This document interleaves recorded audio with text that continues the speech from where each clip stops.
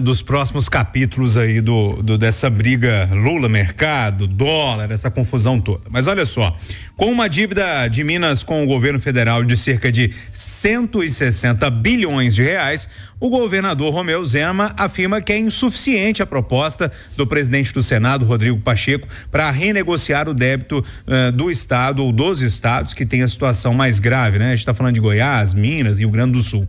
O governador de Minas voltou a classificar o governo federal como banqueiro, colocando entre aspas, né? E diz que estados endividados precisam de uma solução um pouco mais robusta para essa história.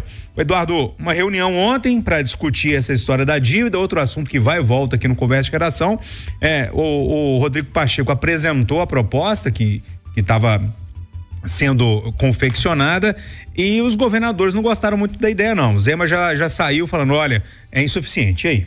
Em meio século de convívio e observação à distância de governantes de Minas Gerais, eu considero que 3 governadores eram mais qualificados que a média. Francelino Pereira,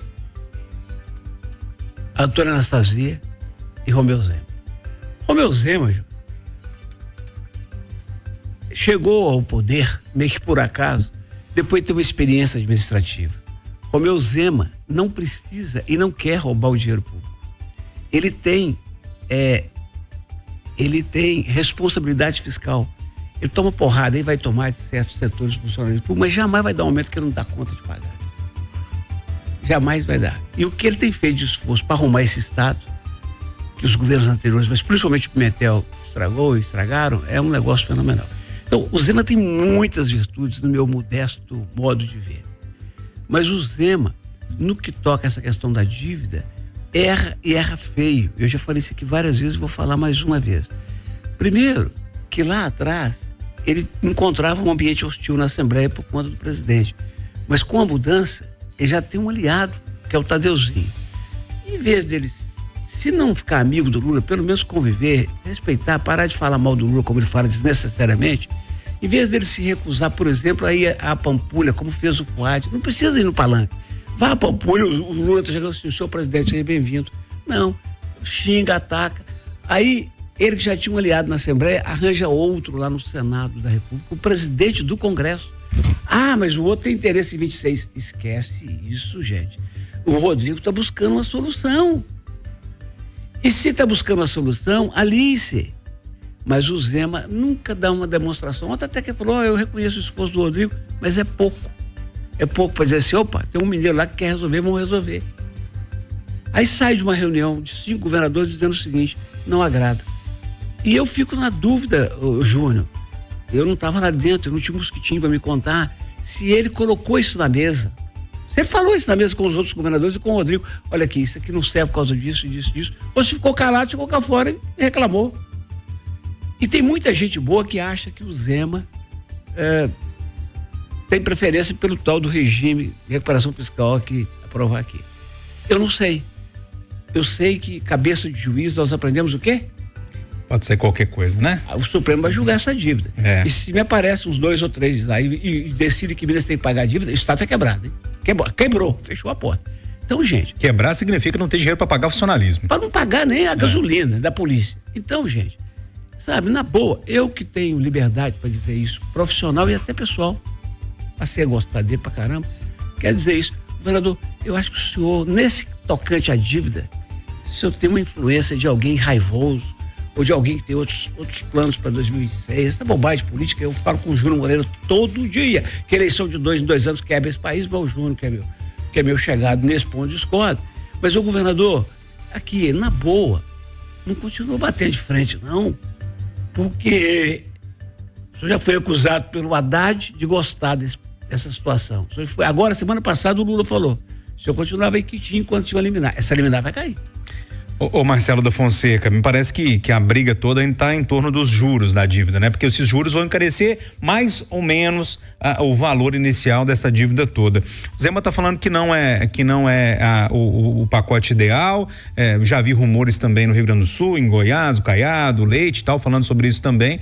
E aí, como é que vai resolver?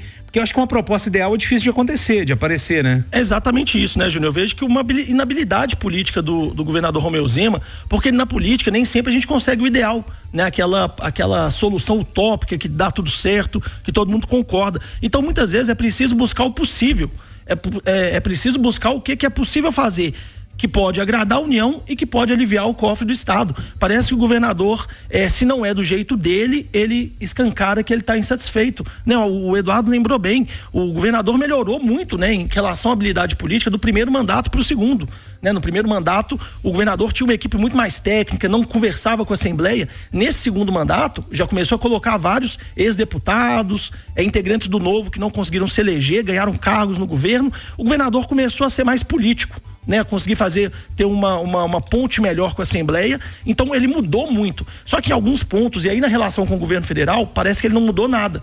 Ele sai de uma entrevista, ele sai de uma reunião que consegue uma solução mínima, né, pelo menos um caminho para conseguir resolver a questão da dívida, e sai falando mal de quem fez a proposta. Então isso indica que ele não está tão aberto assim a buscar essa solução. Indica que ele está querendo talvez usar um pouco essa questão da dívida de forma política. E aí quem vai sair prejudicado nessa história é o Estado, é o funcionalismo que pode voltar a sofrer com atrasos, é a prestação de serviço nos postos de saúde e nas escolas. Talvez essa habilidade política do governador Romeu Zema está faltando nessa hora.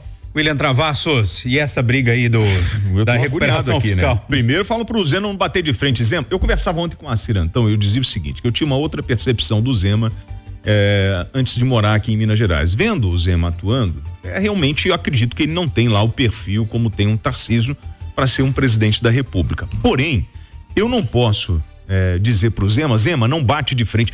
O Zema bate de frente, de lado, dá cambalhota. O Zema fala que a União não é um banqueiro e não é para ser isso.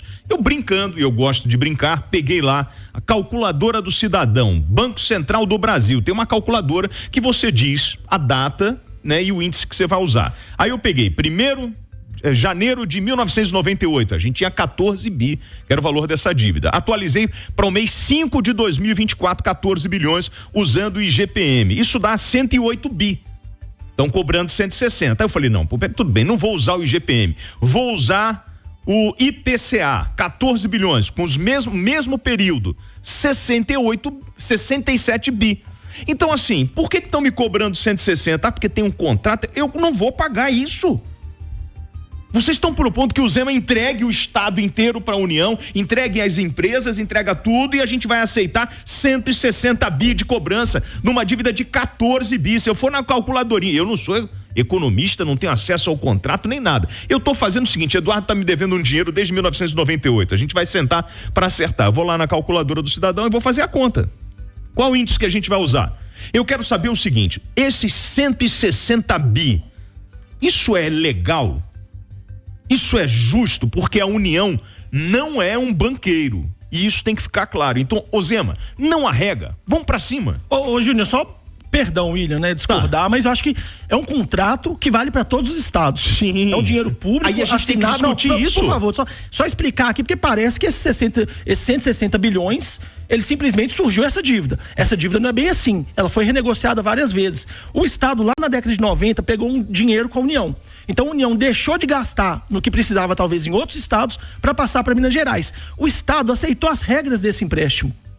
Seja do PSDB, seja do PT, vários governos passaram. Era o governo Fernando Henrique, depois veio o governo PT, depois veio o governo Temer, o governo Bolsonaro. Ao longo desse tempo, essa negociação não aconteceu. O governo de Minas, na época, aceitou os termos da condição. Um governador não pode simplesmente virar e falar, olha, a partir de agora eu não pago mais. Sabe por quê? Porque São Paulo, que é o estado que mais deve, também vai poder fazer isso. Também poderia fazer isso. 10 segundos eu quero deixar a Silvana falar sobre isso também. William, você quer rebater? Eu vou rebater o quê?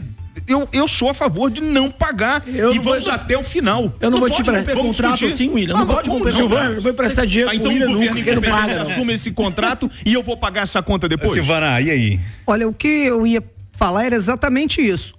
O que será que o Mato Grosso pensa disso? O que será que o Rio Grande do Norte pensa disso? Alagoas pensa disso? O que será que os outros estados pensam da gente? Porque, pelo que eu estou percebendo, talvez o nosso governo de Minas, e eu também gostaria disso, queria o perdão da dívida. O bom seria o estado falar, a União falar, olha, não precisa pagar nada não, tá tudo certinho. Agora, mineiramente falando, mais vale o mau acordo do que a boa demanda. É isso. Então, isso é o que eu penso. Eu acho que... E não é um mau acordo proposto, não. Nós vamos passar a empresa para lá, mas a empresa vai atuar em Minas Gerais. A empresa vai ser da União, mas ela vai atuar em Minas Gerais. Então, eu estou vendo que não é um mau acordo, é um bom acordo e uma boa para acabar com a boa demanda. Eu preciso perguntar, Cirantão, excetua-se Rodrigo Pacheco, cadê os outros 2 senadores e cadê os 53 deputados federais? O que eles têm feito para ajudar? Ué, mas não tem eleição agora, daqui a pouco? Ponto final no nosso Conversa de Redação, que tem Eduardo Costa, Marcelo da Fonseca, William Travassos e a defensora pública Silvana Lobo. Agora o Cirantão.